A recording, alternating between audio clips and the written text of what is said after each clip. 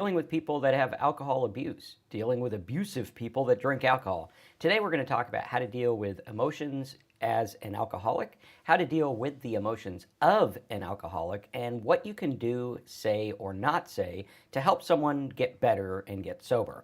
This is going to be a very interesting talk because we're going to talk about it from a perspective of an alcoholic and also the perspective of a family member of an alcoholic because I've dealt with alcoholics many times in my life, and I've been one as well. So we're going to talk about all angles.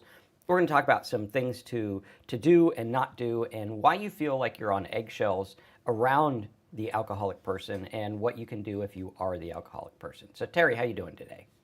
I'm doing all right, and I have dealt with alcoholics as well, and I myself have been an alcoholic and actually am. But doing well, dealing with an angry alcoholic, it's challenging. And I mean it's totally emotionally draining for the person dealing with it and for the alcoholic. It's just a bad situation all around. And it's super important to approach that type of situation with care and compassion and clear boundaries. But I mean, you have to protect yourself. You have to protect that. Well, you don't have to protect that individual, but make sure you're staying safe. And there's many steps that you can take to try to stay safe and to deal with a situation like that. But I I myself personally, I was not really an angry alcoholic. I definitely had times where I was angry. I didn't generally lash out to other people. I was angry with myself, frustrated with life, frustrated with what was happening to me, even though I was the cause of it.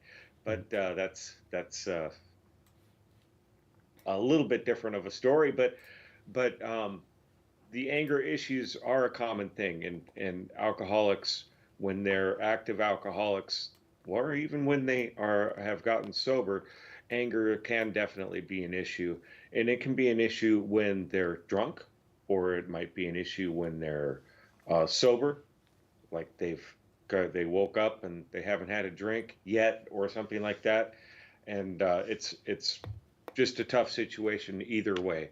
And sometimes the alcoholics are just angry all the time. But there's a lot of different things you can do. But the number one thing is, if you're dealing with an angry alcoholic, ensure your own safety. You need to be in a safe situation. If you need to get out of the situation, that's what you need to do. If you don't feel that there's a safety issue there, then there's some de-escalation techniques that you can use definitely. And before we get into some more of those, have I don't think you really had much anger issues, Marcus, did you? Or maybe anger towards other people you didn't have. I bet you had lots of anger issues, right? Or Yeah, I mean, I remember I never thought of myself as an angry person. When I went into rehab, he was like, "Yeah, you have an anger problem." I was like, "Oh, okay. Little old me has an anger problem." Well, you're wrong. Turns out he was actually right. I did have anger problems about not getting things the way that I wanted them. I thought that life needed to work the way I needed it to work, and I was angry about all kinds of things in life. And alcohol really made that worse and it made it harder to deal with. And really, when dealing with the anger stuff, I kind of compared myself to my family, who's very angry. And so I thought, oh, I'm not like that. Or my wife, who expresses her anger, I'm not like that. But I didn't realize that, it was there, it was harboring, and it did cause some problems, dealing with the anger. And one of the things I would say, in addition to what Terry says about getting safe if there's an angry alcoholic or an abusive alcoholic, is to realize that that is not the person you know. They are chemically altered. Much like if the doctor was to get mad at a patient for falling asleep, but he just gave him anesthesia. Like, that wouldn't make any sense. You give him anesthesia, of course he's going to fall asleep. That's what's going to happen. You give someone alcohol, they become drunk. That is what happens. And really separating the alcoholic from the actions of the alcoholic. Now, that's not to say that they get a free pass. There's things that right. alcoholics do that don't get a free pass. Most of the stuff we do, it's not a free pass. You chose to drink. that is your bad. But when arguing and dealing with an alcoholic, or even trying to get sober yourself, remembering, like, not only is that person or myself an alcoholic, but that is changing the way we think about everything. That is making you live in a world that doesn't really exist in reality. You are making that up in your brain. And to fight with that person, or to have an argument, or try to rationalize with that person is just silly. You're not rationalizing with a rational person. So, when you try to beg and plead and intervene and do all these things, you have to realize it's not the human person you remember that you're talking to. That is the alcoholic version of the person. And when you realize that you're arguing with chemical dependency and not a person, it becomes much different. Because then, are you really getting angry over that person, or are you getting angry over what that person has become? Or are you getting angry of, the anger? If we can isolate and separate these and realize that people under the influence do different things, that's why it's called under the influence. More often than not, what we do when trying to talk to an alcoholic is we try to rationalize in a sober way. Try to say things, oh, hey, if you just stop drinking, your life would get better. Yeah, well, most of us know that, but you're not talking to the us, you're talking to the alcoholic, the chemically dependent person. And when you realize that, it changes everything. Now, how do I come at that chemical dependency? How do I speak to that? That's the key. And understanding, I think, is key. Like understanding, okay, this person's chemically changed, and how can we get them to be sober long enough to realize, oh yeah, it is the chemical, and not want to go back. Those are the things that I really looked at, and anger was definitely an issue. Yeah, totally. Yeah, don't take the anger personally. I mean, it's hard not to, because generally when they're really angry, they start to come at you Mm-hmm. personally, Yeah. and it's really hard to not become defensive and to engage in that argument, and it's tough. And plus a lot of people that the angry alcoholics, or even if they're not an alcoholic, they're just angry. They argue a lot. They're good at it. I Mm-hmm. remember many years ago, I worked at a restaurant, and um, there was this one guy, and I think he came from an angry household, just where everybody yelled at each other or something. But man, when he got angry, I would try arguing back with him. I am terrible when I'm angry and I'm arguing back. I don't say what I want to say. I look back on the conversation, go, oh man, if I stayed calm, I would have been able to handle this person much better. And he was just a really good arguer, and I'd lose those Mm-hmm. arguments every time. And within somebody that is used to being angry, they're going to be very skilled at it as well. And the best thing to do is to try to stay calm. If Yeah. they're not going to calm down, start to talk about those boundaries that you maybe needed to make when they were sober.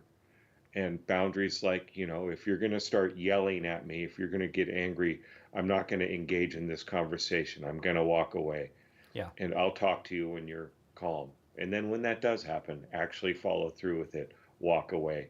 And that's what I've learned to do. When somebody is angry, I don't engage with it. A lot of times I have to bite my lip and just not say anything Mm-hmm. and walk away. I don't have to win. What do I want to do? Win or be calm and happy? I'd Yeah. rather be calm and happy. I don't need to win.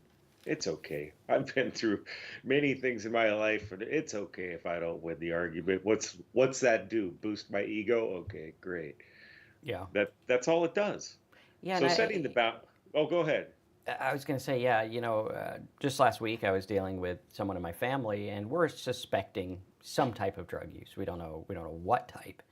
And I love this person, and they texted me out of the blue, and they were like, "Hey, man, I need to borrow $500, blah blah blah." They had the story there, and I was in the middle of working, and for those that know, I work nonstop from the time I get here to the time I leave. And so he had texted, and I didn't answer right away. And right away was 4 minutes. And anyone who knows me, like, my phone never goes off in your presence unless it's my wife or someone. No one has my number. Um, And he texted me, and then 4 minutes later, he texted and he's like, "Bro, you gonna answer me?" And I'm like, politely, I said, "Hey, I'm working right now. I'm nonstop. I'm filming till the end of the day. At 6 o'clock, I will call you on the way to my gym, and we'll go over what you need to go over." And I had in the back of my mind, I was like, "Yeah, I'm not going to loan you money, but I'll give you money. Merry Christmas early. Here you go." Um, and that wasn't good enough. The person proceeded to text me and was like, "Hey, no, just take a break, and here's my Zelle."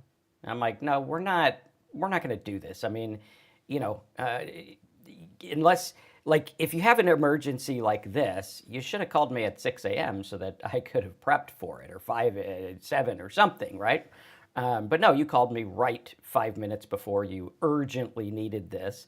And usually the only people who urgently need money like that are people who need to get a next fix or whatever it is. Sometimes there's extenuating circumstances, I understand.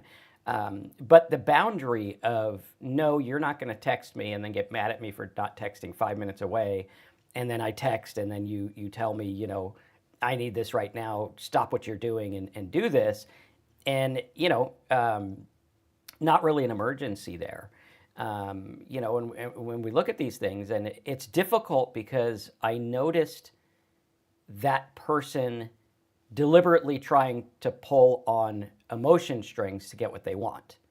Because what we need to understand about alcoholics and addicts is they want what they want at all costs. It's like you see people. I remember a couple of years ago, there was a crisis in Venezuela and they couldn't get food. And all of a sudden, you watch the news and there's people eating out of the dumpster bin, fighting each other for old food that probably is going to make them sick because that's all they had. And you look at it and you're like, are these, what is it, savages? What kind of people are these? Well, they're people that are under the influence of not having food. And the minute you think that you are beyond that is the minute you have completely deluded yourself, because we are physical animal beings.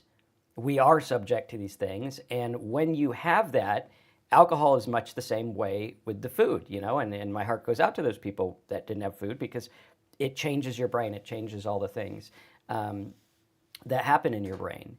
And with alcohol or drug use, like the person that was asking me for money last week, that's all they wanted. They didn't care what feelings they hurted. They didn't care who was out of their life.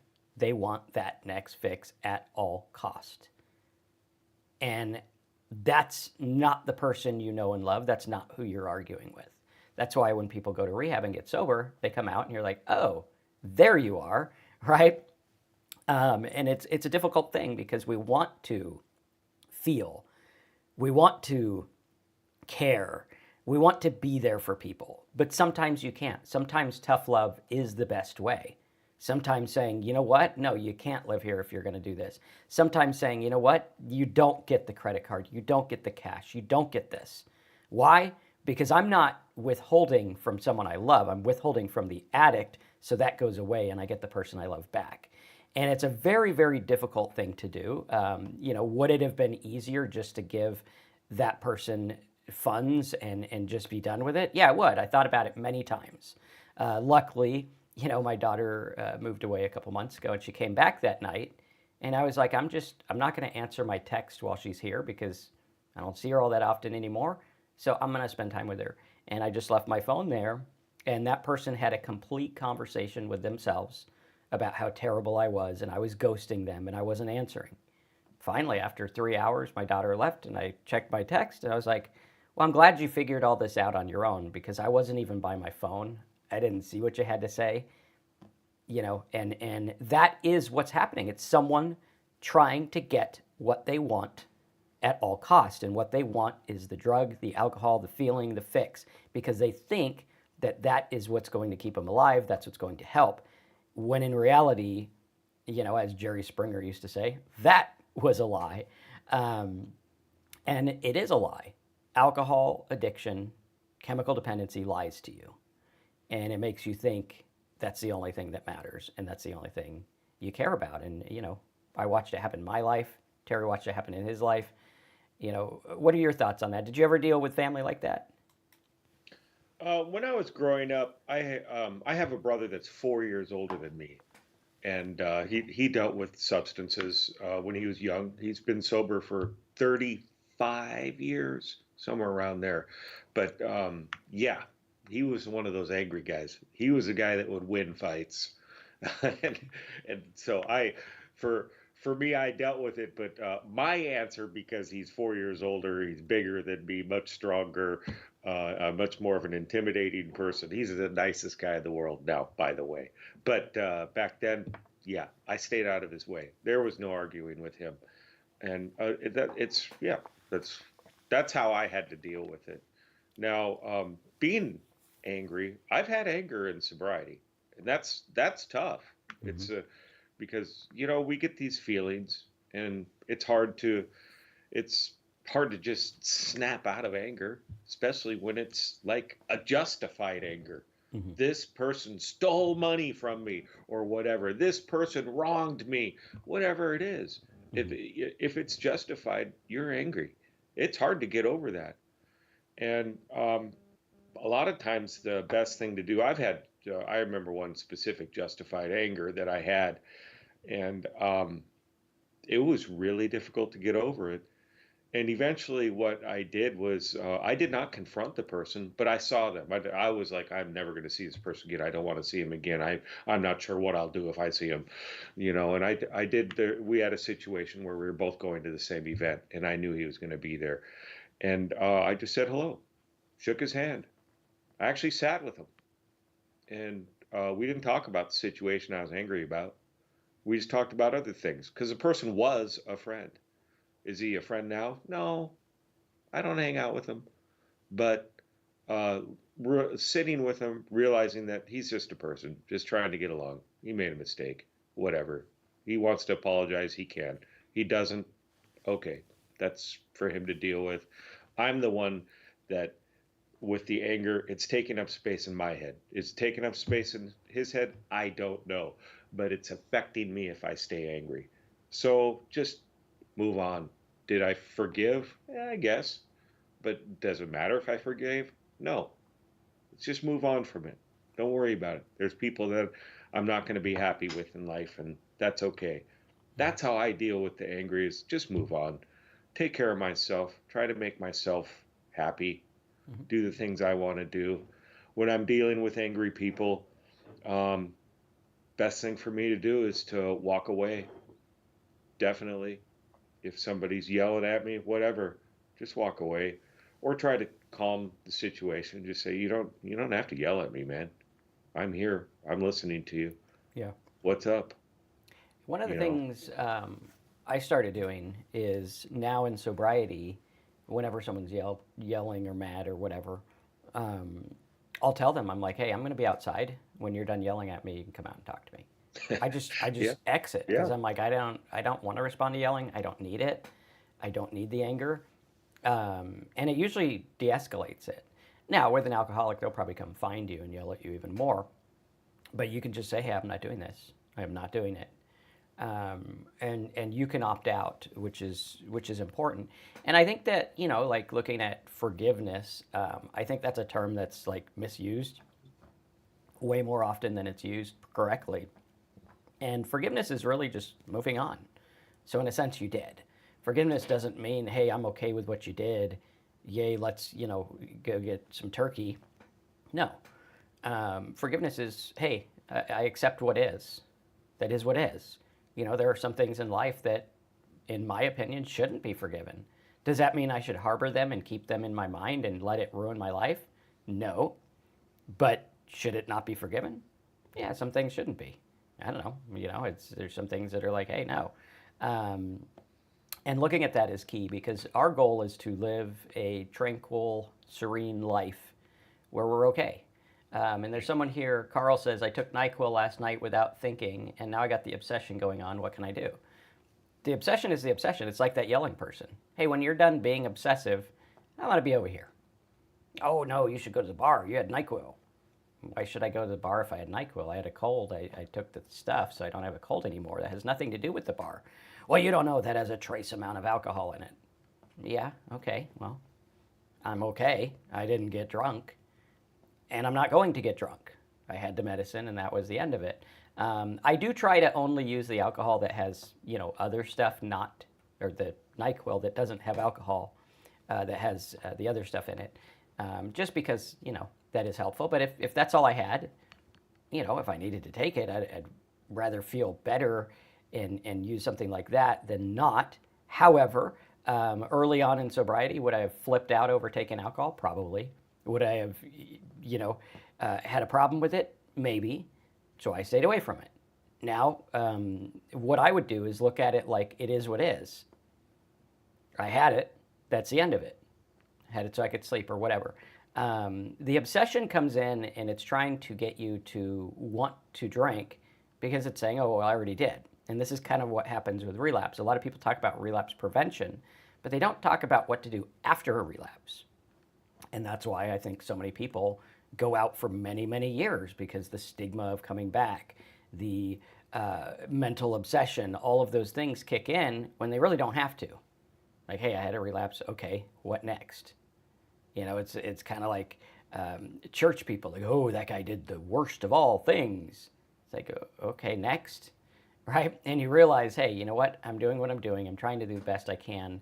And if I have NyQuil because I'm sick, that doesn't mean I relapsed. It means I had NyQuil because I was sick. And even though the mental cravings, the mental obsession kicks in, I don't have to listen to it. Like somewhere along the line, we were born into this world that says you have to listen to everything your brain says. And I'm glad I learned I don't, because there's a lot of things my brain says that are just like straight up stupid. Like I don't got to listen to everything, Yeah. If I listen to everything, it'd be pretty crazy. And what I do is I just say, hey, you know what? I don't have to listen to this. I'm okay. And I have 60,000 thoughts a day, according to the people that count thoughts, apparently, the scientists. Very few of them are about alcohol now. Back when I was drinking, probably like a third of them were about alcohol, especially when I couldn't get it. Yeah. Now it's, it just dissipates. But in the beginning, yeah, I thought about alcohol all the time, but I didn't do anything about it. And that's the key. You don't have to do anything. That's like an itch that's there that it'll go away if you don't scratch it. They always do. But you get that obsession of like, I gotta fix it now. Go fix it now. And then what happens when you scratch it? You gotta keep going. You're like, man, and then it just gets real bad. Yeah. But if I opt out, and I say, you know what? I'm good. I don't have to listen to my, oh, but you don't understand. There's a bar there. Don't you remember that bar has your favorite whatever drink? Yeah, they all do. But I don't drink anymore, so I don't go to the bar. Plain and simple. Oh, that guy's got a glass of wine at the table. That'd be nice. Would it be? I don't know. I've had 4 bazillion glasses. I don't think I'm missing anything. Pretty sure I'm going to be okay if I don't have it. And just realizing I'm okay right now. Right now, I have everything I need. If I'm thinking about alcohol, that's thinking in the future. I don't have it yet. You're just making stuff up in your brain. Oh, I will feel better when. Would you? Well, why don't you just feel better now without it? You have everything you need to feel better right now. We just think that we need alcohol because we haven't learned it. Learn to sit there. Learn to be with the uncomfort. Learn to be with the bad thoughts. Doesn't mean anything. Right? I mean, people watch scary movies all the time. They have thoughts about people coming to get them. I don't have those thoughts because I don't watch those movies. And even when I do, I'm like, yeah, that was a movie. It's not real. But some things get in our brain and we don't have to deal with it. Gloria says, I think alcohol messes with your blood sugar and pressure. You're absolutely right. Yep. Yep, blood sugar is a big problem of alcoholics. You want to talk about that, Terry? Oh, sure. Yeah. I was going to answer a little bit more to Carl, but I'll get to that in a second. Yes, alcohol messes with your blood sugar and pressure. When I was in the throes of my drinking, I was pre-diabetic. I did not quite fall into the diabetic zone, but I was definitely pre-diabetic. I was 50 pounds heavier than I am now, and I was taking high blood pressure medicine. So yes, alcohol affects every cell in your body, actually. And those were the main things that it was affecting for me. And I mean, I'd like, drop a pencil on the ground and pick it up. I'd get dizzy spells, things like that. It's not a safe drug. So yes. I just wanted to say one more thing to you, Carl. And by the way, welcome back. And you had lots of comments last week too, and thank you so much. But why did you take the NyQuil? Did you take it because you have a cold? Did you take it because you're trying to find a way to go to sleep because you can't go to sleep? Did you take it because there's alcohol in it? And then why are you obsessing over it right now? You're afraid that you're gonna not be able to go to sleep, or you have a cold, or you like the alcohol in it. Think about those things. Marcus's answer was right on as far as, but understand why you might have taken it, or you just took it. You weren't thinking. But I know the NyQuil didn't pour itself down your throat by itself. You did it. So what was the reason why you did it? And go from there. You don't have to. You don't have to give in to the cravings. You definitely don't. Yeah, you may, if it's because you're having trouble falling asleep. Yeah, you might be laying there for a couple hours, not be able to sleep. But better than making that Yeah. a transition into alcohol or into drinking too much of that or whatever. Yeah. And when I was drinking, I was obsessed with trying to fall asleep. And when nothing would help, I'd flip out and go drink and take stuff and whatever. And now I'm like, I'll just lay there till I fall asleep. And then eventually I do fall asleep. And if not, whatever. It is what it is. Last week, I think it was, I had a dream that I was not asleep. And I woke up and I'm like, why do I feel so rested if I wasn't asleep? Well, because it was a dream. I wasn't asleep. But our minds do all kinds of things. JM says, seems like during the holidays I want to get drunk. 5 years sober thanks to Talk Sober. Well, you did it. I'm glad we could help, but you did the work. And last week I wanted to get a buzz and was like, where is this coming from? Any tips and help? Or any tips to help? So yeah, if you want to get a buzz, that's perfectly normal. You don't have to go get one, right? I can go watch TV. What we're going to realize is that most of the time, these things pass on their own. Like, you're not going to sit there and obsess about it forever, pretty soon. And that's what happens in lengthy sobriety. Like, I'm sure, JM, the thought to get buzzed is weird for you because it's coming out of nowhere. Now, when you were first sober, it probably came once a week. Like, I'd like to get buzzed. This sobriety sucks, which is what we usually think when we first get sober because we haven't learned stuff. But now they're few and far between. So look at it as progress. Hey, that's cool. I wanted to get a buzz the last time in over a year. I used to get them every day or every week. Now, Yeah. I hardly ever think about it at all. Occasionally, when things are really bad, my brain says, well, you can go get drunk. It's like, yeah, I can. Don't think it's really going to help anything, but I could go do that. A successful option in your brain, and I use successful loosely because alcohol did in some way work. It was successful in giving us a buzz, making us take out of our thoughts. It was successful at that. A successful thought or option never goes away.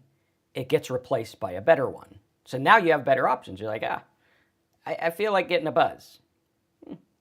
Actually, going and watching the new Wicked movie is probably better than that. It actually was a really good movie. That's what I heard. It's a fantastic movie. Have you seen the play? No. Okay. The play people, if you saw it, you have something to compare it to, but it's really good. Okay. And, that's better than getting a buzz. Get entertained for 2.5 hours. Lasts longer than a buzz, and then you don't wake up feeling like crap. And you realize that these thoughts are just thoughts. It's like a pinball machine. Thoughts going off, lighting up, and everything like that, but they go away. Eventually the ball drops and you got to start again. And it just keeps going and going and going, and you keep playing. And, every light that comes on doesn't mean it's the end of the world. It just means keep going. And you'll have that light that says, hey, I could get a buzz. Yeah, I could also go spend money on something I shouldn't. I can also go gamble. I can also yell. I can also do all kinds of things. I can paint my house. But I don't have to. Like, how many other thoughts do you have that you don't act on? Like, yeah, I should go to bed. But, binge watching another TV show is, you don't act on that thought. You don't have to act on everything. Our thoughts are not the ruler of the show. Right. They're just chemical impulses. And if you don't believe me, have coffee. It makes your thoughts a lot faster. Lack of sleep, you're going to be anxious. It's like Gloria said, the blood sugar. Blood sugar drops, rises, makes you think different, makes you feel different, makes you act different, makes you get in arguments, right? That's why they have that commercial where they have, who is it? I think it's James' son. They have like the Marilyn Monroe, and then it turns into that guy who plays like the Green Goblin or whatever. What's that guy's name? DeFranco or something like that? Yeah. Something. I think you got it. And he's, he's all mad, but he's still in his Marilyn Monroe dress, and he's yelling at everyone. And they're like, dude, have a Snickers or whatever candy. And he has a Snickers, and he's okay. And that's like us. The difference with alcohol is it's causing all those problems and tweaking our brain. That's the difference. So, like, if I'm going to have those problems anyway, I'm not going to drink and make them worse. That just don't make any sense. Yeah. And now, if you are the angry alcoholic, one final thing. Gratitude, man. You got to be thankful for what you got. When I got sober, I didn't have a lot. I did still have a home. That's about it. It drove away all my friends, drove away my family, drove away my job, drove away my marriage, all that stuff. But I was grateful that I was able to start over. And that's it. And that's what helped me, definitely. Cool. You want to go through what they got over at talksober.com and show your fancy mug? Oh, sure. So over at talksober.com, hey, I got a mug here too. Congrats. Let's see. How many days is that? 3,650 days divided by 10 is 10 years. And you can get a mug like this from talksober.com. And also on there, we have a sobriety program, and it's a 30-day program. You can take it at whatever pace you want to take it at, but we have videos and PDFs, so letters on different subjects of sobriety and ways how to deal with it. With much of what we're talking about today is in there, and there's exercises, and there's what to do from this lesson to the next lesson so you don't drink in between. And you can go over there and sign up. It's less than $1 a day. And we also have there's a Facebook group on there that you can join. But you can go over to the sign up page and fill out all your information and join us. You can cancel it at any time. And I will reach out to you if you do sign up, and you can meet with me and possibly Marcus one-on-one. Or you can just get a private call with both Marcus and myself, and we can talk about your journey into sobriety and what you might be able to do to help you stay successful at sobriety. So come over there and join us. All right, guys. Thanks for being here. If you guys got any topics, put them in the comments below. Smash the like button. And if you need anything, let us know over at talksober.com. Thanks for being here.